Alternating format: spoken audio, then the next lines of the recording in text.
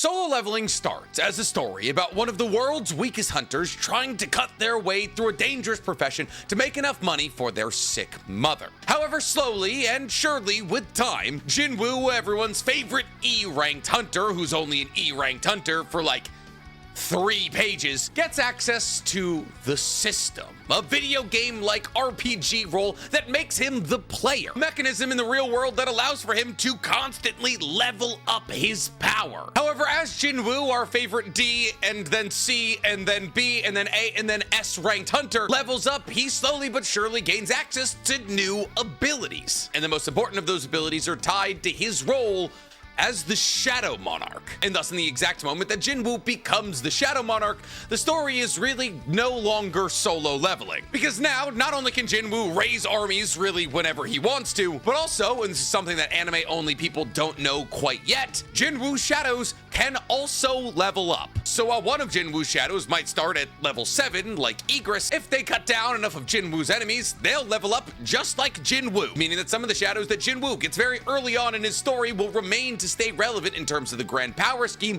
of solo leveling as the enemies get more and more crazily strong. Kind of just like Jinwoo. So is solo leveling an accurate title for this story? No. Not at all, actually. But solo leveling, except that the shadow army that I resurrected can also level up whenever they fight enough of my enemies, sounds like an isekai title. So we'll take what we can get. But with the introduction of Jinwoo's shadow army this season, a lot of fans are probably wondering, who's the strongest out of all of Jinwoo's shadows? Is it Egress? Is it Iron? Is it Tank? Or is it a shadow still to come? Well, today I want to answer that question exactly, because today I want to talk about Jinwoo's top 10 strongest shadows, ranked and explained. But before we get to ranking or explaining anything, guys, please, for me, like this video, subscribe to the page, and hit that noti bell. See, usually when we do a ranked and explained video, I have to put some subjective knowledge into these lists because we don't know exactly who's stronger than who. Sure, I can sit here and tell you who I believe are the strongest amongst the Konoha 13 and give you reasons and feats why I believe Kiba is stronger than Tenten, but at the end of the day, I can't tell you with 100% certainty that somebody is stronger than the other. Unless, of course, like in the case of Naruto and Sasuke, they've battled against each other at the fullness of their powers. That is, however, not the case in solo leveling. Not only did the top 2 shadows in Jinwoo's army fight against each other to see who was stronger, to see who would get the highest military rank in Jinwoo's army, but also, like I just said, every single one of Jinwoo's shadows has a rank. And the ranks denote how powerful his shadows are within the confines of his army. And thus there is almost a unilateral agreement amongst the entirety of solo leveling fans who have read the entire manhwa of who Jinwoo's at least top 5 strongest shadows are. Now, positions 6 through 10 do feature a little bit of swapping depending on the list that you're looking at, but the list that I'm about to tell you sounds like another list that you've heard previously. I'm not copying anyone, this is just kind of the general consensus. So with all the rules out of the way, let's get on into this list. Coming up in last place, which isn't a dishonor in this list, at our number 10 spot is a name anime-only watchers already know: Tank. For those of you watching Season 2 of Solo Leveling, Tank is a name that you are already familiar with, as Tank was introduced to us when Jinwoo entered the Red Gate at the beginning of Season 2. Now, while there was tons of incredibly dangerous foes inside of the Red Gate, by far and away, the 2 most dangerous foes inside of it were 1, the leader of the Ice Elves that Jinwoo tried to raise into a Shadow Soldier but couldn't, and 2, the leader of the Ice Bears that Jinwoo did rise into a Shadow Soldier that would later be named Tank. Now, in the moment that Tank is risen as a Shadow Soldier, he is a B-ranked monster. And immediately, even though it's not explicitly stated, at least in the anime, Tank is given a Knight grade. Now, for those of you who haven't seen my video explaining Jinwoo's Shadow Monarch abilities, where I went over all of Jinwoo's Shadow Monarch army grades and how they correlated to the strength of the soldiers that they were given to, let me quickly breeze through it right now. In Jinwoo's Shadow Army, Shadow Soldiers can be anywhere between basic grade and Grand Marshal grade. Basic grade soldiers are as strong as E to D ranked hunters. Normal grade soldiers are as strong as C ranked hunters. Elite grade are as strong as B ranked hunters. Knight grade are as strong as A-ranked hunters and can be given names by the Shadow Monarch, so any soldier that we know of that currently has a name in Jinwoo's army is at least Knight grade. That means, as it currently stands, Egress, Tank, and Iron. Elite Knight grade soldiers are as strong as S-ranked hunters, but like basic S-ranked hunters. Like Baek Yunho is one of the weaker S-ranked hunters that we know about, and that's about as strong as an Elite Knight grade soldier is. Then there's Commander/General grade soldiers, who are as strong as high-level S-ranked hunters, and it's at this level that Shadow soldiers become capable of speech. And then for a fairly long amount of time, Marshal/Commander was the highest rank that one could hold in the Shadow army, meaning that those who had the Marshal/Commander grade were the strongest soldiers in the entirety of Jinwoo's Shadow army. However, eventually there was a couple too many of Shadows of this rank, and so the confirmed two strongest Shadows in Jinwoo's army battled it out against each other, and the winner was given the title of the Grand Marshal grade, the title that goes to the undoubtedly strongest Shadow in Jinwoo's army. So like we've established,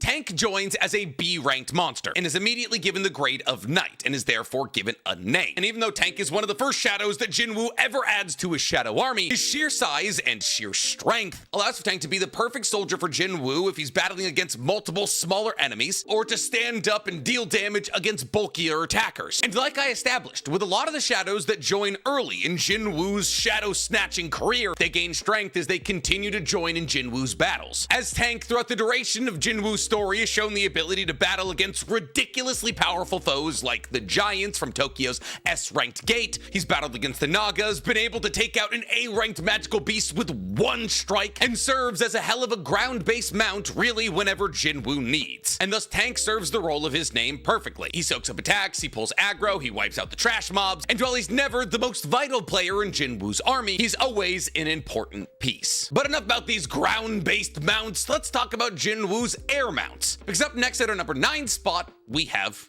Kaisel. Now listen, putting Kaisel above Tank is a slightly controversial take, because while Kaisel is definitely one of Jinwoo's cooler Shadow soldiers, as he's quite literally a dragon, Kaisel is a glorified fast travel mechanic for Jinwoo. See, eventually later on in soul leveling, Jinwoo finds himself back at the Demon Castle. The Demon Castle in the S-rank dungeon that he's already begun to probe into in the anime. And in this Demon Castle, Jinwoo finds himself in combat against the Demon Baron. Well, the Demon King Baron. I just remember that Baron is also a ruling term. And Demon King Baron has a dragon by the name of Kaiselin. And thus, after Jinwoo is victorious in combat against the Demon King Baron and Kaiselin, he rises Kaiselin and adds him to his Shadow army. And since Kaisel is already an A-ranked monster and therefore a Knight grade, he gets a name. And in the moment that he's risen into a Shadow soldier, because Tank is a B-ranked monster when he's risen, Kaisel technically is stronger. However, for all of you out there hoping that Kaisel is going to play a huge role in Jinwoo's story,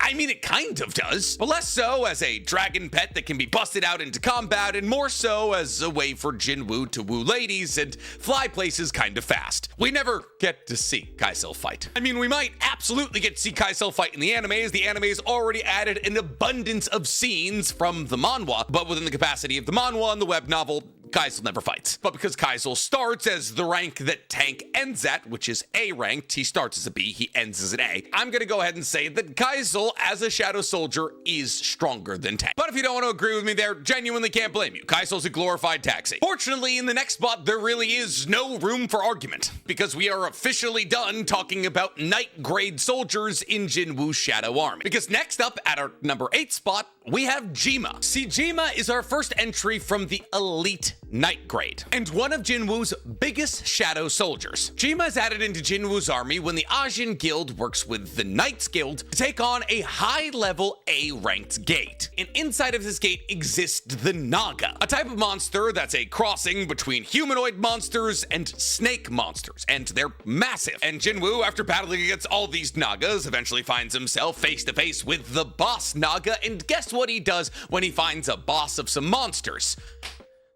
He shadow extracts it after he kills it. What? There's no way! Jinwoo would never do that! Just kidding, that's the entire plot of Solo Leveling. And we eat it up. every time, like the pigs that we are. Now, when Jima's extracted, it's immediately given the rank of Elite Knight, because when Jima's extracted, it's as powerful as it was while it was alive, and while it was alive, it was able to battle against S-ranked hunters. Low to mid-range S-ranked hunters, but still. Now, this is mostly because the Nagas possess incredibly tough skin that made their hides almost impenetrable. Ties into the fact that the Nagas also have the ability to grow in size, even though it doesn't technically increase their strength, and a massive regeneration factor that's only buffed by the fact that Shadow Soldiers technically really can't die, and Jima was pretty immediately one of Jinwoo's most important soldiers. See, Jima, as a snake humanoid hybrid that wields a trident, is as well versed in combat in the water as it is on land. On top of that, its ability to grow in size at will means in combat against bigger enemies like the giants that show up later in Jinwoo's story, it is an absolutely crucial piece of the Shadow Army. After Jima, we have another name that some of you are already familiar with, which is Iron at our number 7 spot. Iron, while he does play a kind of big role in Jinwoo's story, doesn't play as big a role as some would hope. See, Iron is the first of a couple of humans that Jinwoo kills and then raises into soldiers. He was a former A-ranked tank specialist hunter by the name of Kim Chul, the leader of a White Tiger Guild raid into what would eventually become the Red Gate Incident. And when he and his party of higher-ranked hunters got wiped out by the Ice Elves as the only remaining member of the expedition that split off from Jinwoo and his lower-ranking B and C-ranked hunters, he came back to kill Jinwoo for supposedly holding out on supplies from him. However, as Jinwoo was locked in combat against the Ice Elves, he sent Egress to kill Kim Chul, after which he was immediately raised as Jinwoo's third-named Shadow Soldier, Iron. And while Iron is raised as a knight rank and therefore given a name, throughout the duration of the story, he eventually raises to Elite Knight rank. And he's able to do this because the litany of abilities that he has is incredibly advantageous in combat. See, as Kim Chul was a tank hunter, Iron gets a bunch of useful abilities like Shout of Provocation and other things like Regeneration and Great Strength, all techniques that allow for Iron to pull the aggro of enemies to him and away from Jinwoo. And as Jinwoo is a stealth-based necromancer, essentially, even though there's never really a moment where it's seems as though Jinwoo's being pushed to his limits, having the aggro pulled off him is important. And while Kim Chul was indignant and cocky, Iron is actually one of the most beloved Shadow Soldiers in the entirety of Jinwoo's Shadow Army. A leader of sorts that other Shadow Soldiers, even those stronger than him, look up to. And out of all of the Shadow Soldiers, Iron gets the most touching ending, at least to me. But since we're talking about Jinwoo's humanoid soldiers, next up on our list at number 6, we got Greed. And listen, if we're talking about Jinwoo's strongest Shadow Soldiers, unfortunately, we're already wading into spoiler territory. I mean, we already talked about Jima and Kaisel, and while those aren't crazy important things that happen in solo leveling, those are still spoilers. But I want to tell you right now, if you're anime only, the discussion around our number 6 entry, Greed, is spoiler territory. Okay? Good. You've been warned. Greed is another one of the most important human souls that Jinwoo ever extracted into a Shadow Soldier. And that's because Greed was created from Hwang Dong-soo. You know, the younger brother of Hwang Dong-suk, the leader of the lizards that Jinwoo killed in the giant spider gate. See, because Jinwoo ended up killing Hwang Dong-suk, whose given name I'm just now realizing quite literally translates in English to blowjob, Hwang Dong-soo was set on a revenge path against Jinwoo and his entire family. And therefore Dong-soo decided to leave America, where he's operating as an S-ranked hunter, and to come back to Korea to hunt down not only Jinwoo, but also Jin-ho. However, Dong-soo's journey to kill Jinwoo is wrought with bad choices, like telling Jinwoo's father about how he's going to kill his son, and then getting into a fight with an S-ranked hunter who was way stronger than him. So much stronger than him that their fight leveled an entire city block and put Dong-soo in a hospital for a couple of weeks. However, eventually, Dong-soo and Jinwoo have their battle. Well, kind of. Jinwoo smacks the taste out of his mouth, and then Dong-soo runs to his American S-ranked guild leader, Thomas Andre, one of the strongest S-ranked hunters in the world, and then Jinwoo smacks the taste out of his mouth. And eventually Jinwoo gets his ever-growing hands on Dong-soo's neck, kills him, and turns him into a Shadow Soldier. And the first thing that he makes him do is take a knee in front of Jinwoo in subservience. Now, as Dong-soo was a mid-level S-ranked hunter, immediately after being turned into a Shadow Soldier, he was given the Commander rank, the highest rank that we've seen on this list thus far. As Greed is our first entry into the Commander/General grade, Greed is the first Shadow Soldier that we can talk about that is capable of conversation. Now, unfortunately, comparatively to the top 5 shadows we're going to talk about in Jinwoo's Shadow Army, greed isn't seen that much. In fact, pretty much the only thing that we ever do see from greed is an abbreviated battle against the Frost Monarch, where we see that greed is able to break out of a prison created by the Frost Monarch simply by flexing his biceps. However, being able to break out of an attack from a monarch, one of the literal gods of the universe kind of, speaks to the relatively crazy power of greed. After greed, at our number 5 spot, we have Tusk. And once again, all of the entries that we're going to talk about after Tusk are not going to be that relevant in terms of spoilers. They're all Shadow Soldiers that are not going to be extracted this season. Well, Beru maybe, but probably not. However, our number 5 entry is literally about to be shown in the anime. So if you're anime only and you don't want to learn about our number 5 spot, Tusk, I'd skip to number 4. Good, got it. Great. Tusk, our number 5 entry in Jinwoo's Shadow Army, was the shadow extracted from Kargalan, the High Orc mage who existed as the leader of all of the High Orcs that Jinwoo is currently dealing with in the anime. That is to say, the High Orcs that Jinwoo encounters in the Hunter Guild's gate that he's currently in Season 2 of the anime. Kargalan is a mighty High Orc shaman who is not only capable of bringing all of the High Orcs in his gate under his rule, but also creating a magical barrier so incredibly powerful that 3 A-ranked mages couldn't break it down. However, in a story quite literally as old as solo leveling, Jinwoo looked at a group of monsters, found the head monster, and said, "Ooh, new toy." And thus, after Kargalan is killed, Jinwoo extracts him as a shadow soldier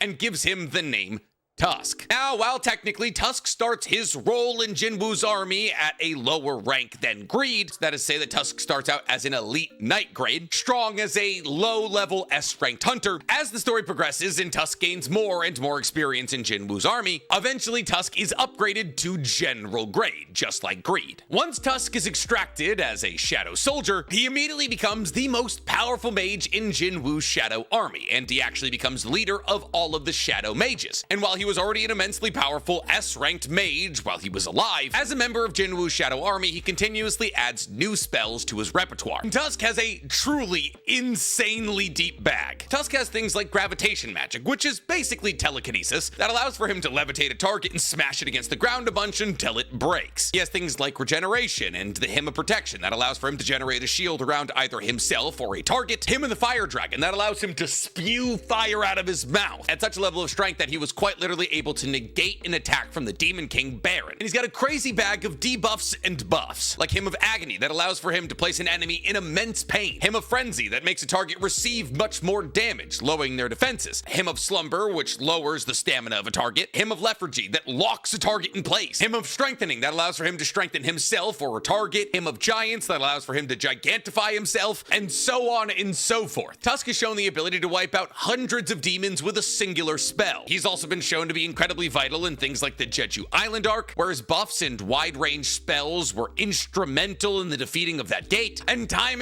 again he proves himself to be an incredibly powerful and loyal soldier in the Shadow Army, which is why Jinwoo eventually gives him something known as the Orb of Avarice. It quite literally doubles all of the spell damage from the caster, so you could see how he would go from elite knight rank to commander rather quickly. Now, I've been trying to keep temporary shadows off this list because, well, this isn't something that anime-only watchers have had to deal with quite yet. Jinwoo does have a slight propensity for only having shadow soldiers for a little bit. And thus, while there definitely is some other shadow soldiers that I could have put on this list, I'd rather try my hardest to really only include permanent installations. Now, well, technically saying that either Greed or Iron is a permanent installation when the epilogue exists is a bit of a stretch. The temporary shadow that we are going to talk about is Jinwoo's strongest ever temporary shadow at number 4, Kamish. Now, Kamish is known as the Earth's greatest ever calamity. Kamish was the boss of the first ever S-ranked gate that opened on Earth. And even though dozens of hunters threw themselves at this gate, unfortunately, they couldn't defeat the gate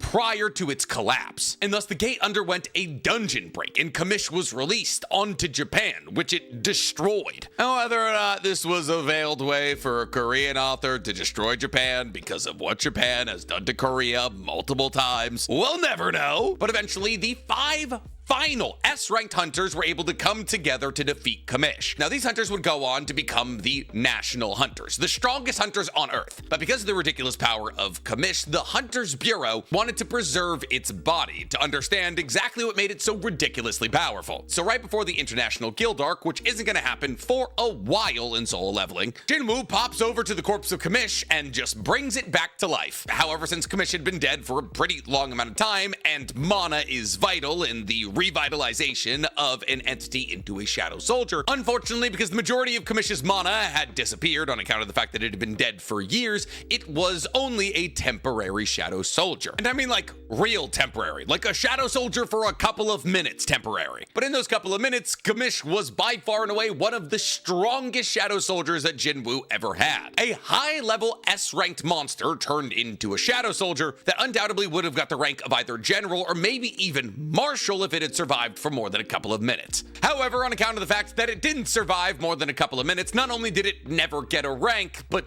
also we can't really put it all that high on the list. But for being a monster that finished what America started about 80 years ago, yeah, it's gonna be pretty high on this list. It's also important to know here that Kamish is the only soul that Jinwoo wasn't able to rear in completely. As well, every other high-level monster that Jinwoo has added into his Shadow Army becomes a loyal servant. Kamish almost killed all of the humans that were around Jinwoo when it was raised as a Shadow Soldier. So yeah, not a monster you want to mess with. Now after Kamish, we got a name that you all probably know and already love, because at number 3, we got Igris. Now, Igris is the first ever real and important shadow that Jinwoo ever extracts. And while Igris, who is a B-ranked monster, starts as a night grade, as Igris is one of Jinwoo's most loyal and most powerful soldiers, pretty much anytime Jinwoo is fighting, Igris is fighting. And thus, as the story progresses, Igris gains as much strength as Jinwoo, eventually obtaining a Marshal grade, the first true Marshal on this list. Now, while technically all of the soldiers in Jinwoo's Shadow Army have the ability to level up just like him, Igris seems to be the best at it, because while he begins the story as a B/A ranked monster, he easily with time upgrades to that of a high S rank threat, which has even been depicted thus far in the anime, as he was able to easily dispatch Kim Chol, who was an A ranked hunter. And this strength that Igris gains over the course of Jinwoo's story is depicted by the fact that as he goes up in grades, he gains more personality and the ability to speak, and thus with time he actually becomes one of Jinwoo's most trusted confidants, a chivalrous knight who always has Jinwoo's back. And like with so many of the other top shadows in Jinwoo's army, he gains items from Jinwoo that make him even stronger, like the Demon King's sword, a sword that allows for Igris to summon lightning with every single swing. But on top of this, Igris, kind of like Jinwoo with his ruler's hand, also has telekinesis. And thus with all of these powers combined, even people like the Frost Monarch, Sillad, stated that Igris is a troublesome foe. And that's a monarch saying that. But if there's one shadow that compares to the power of Igris, it's probably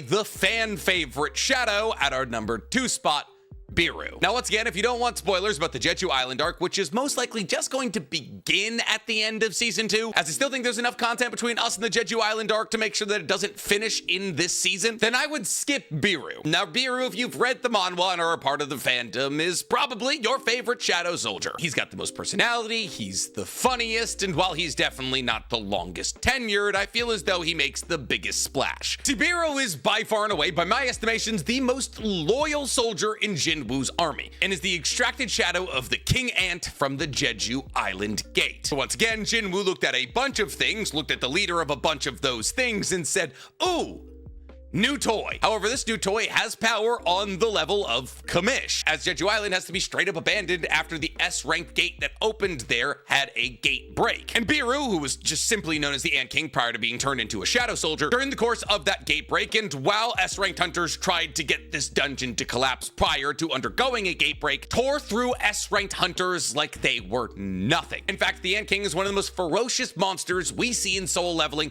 point blank period, with only hunters on the caliber of National being able to stand up against him. And really, there's nothing that Biru can't do. He can fly at ridiculous paces, use healing magic, absorb the skills and the knowledge of those he consumes like he's Rimuru, increase the stats of others at the cost of their sanity by 50%, paralyze people with a poison, and even manipulate his size like Jima. And for a long time, all these abilities made Biru the strongest soldier in Jinwoo's Shadow Army, Jinwoo's proverbial right-hand man, which is why Biru is actually unfortunately often tasked with protecting Gina, Jinwoo's little sister. However, when he's not pulling sister duty, Biro has shown the ability to basically clear entire A-ranked dungeons by himself, and by the end of the story is actively compared to be on the level of a national hunter. That is to say that Biru, a shadow soldier, is as strong as some of the 5 strongest people in existence. Which is why Biru's been able to do things like killing S-ranked giants, in horrific fashion, mind you, or battle on even ground against monarchs alongside his master. But unfortunately, even this national hunter level of strength pales in comparison to our number 1 spot, Bellion. Bellion is technically the last shadow soldier to join Jinwoo's army, as he joins during the final battle arc. And you know what they say, save the best for last, because he is by far and away the strongest shadow soldier in Jinwoo's shadow army. And that's because technically he's not Jinwoo's soldier. For reasons that I won't spoil, even though this entire video is wrought with spoilers, Bellion is not a shadow soldier created by Jinwoo. Bellion is actually the first ever created shadow soldier who eventually just joins up with Jinwoo. And while prior to Bellion joining Jinwoo's shadow army, the highest rank one could receive was Marshal, something that Beru and Igris had. After Bellion joined the shadow army, Beru and Bellion got into a scuffle that the national hunter level strength Beru lost badly, and thus a new rank was created, Grand Marshal, a rank that only could be held by the strongest soldier in Jinwoo's army, which was now, rather emphatically, Bellion. So how strong is Bellion? Beru's attacks quite literally left him unscathed. Well, there's really only one thing to compare somebody in the soul leveling universe to if you are stronger than a national level hunter, and that is the monarchs and the rulers. And yeah, that seems to be about as strong as Bellion is, as it's safe to assume that Bellion would be able to take on either a ruler or a monarch in one-on-one combat. This is proven by the fact that when Bellion appears on Earth, the Korean Hunters Association states that it would take every S-rank hunter on Earth, 400 plus, mind you, to battle against Bellion if they wanted to prove victorious. But fortunately, he's on Jinwoo's side, so humanity is spared. You know, until Jinwoo gets angry about something. And with that, that is the definitive list of the top 10 strongest shadows that Jinwoo has in his shadow army. Fortunately laid out real simply and easily for all of us power scalers out there, because they're already ranked. So if you've got any problems with my list, well, I don't know, take it up with the source material. Now, yes, I understand in the sequel story to Soul Leveling that's about Jinwoo's son, a lot of these same shadows are involved and they may have gotten more powerful, but I haven't gotten that deep into the sequel story, so I don't know the additional information at this point. We'll get around to it whenever that's popular, but right now, solo leveling's popular. But I'm curious to hear from you guys. Out of this top 10 list, who's your favorite shadow in Jinwoo's shadow army? Let me know in the comments below, and while you guys are down there, please, for me, like this video, subscribe to the page, and hit that noti bell. Personally, I'm a big Shadow Mage number 3 guy. I just think his fireball, right shape, right size, always in the right place.